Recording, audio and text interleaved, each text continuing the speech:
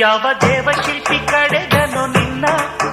ಕವಿ ಕಾಳಿದಾಸ ಕಲ್ಪನೆಯು ಚಿನ್ನ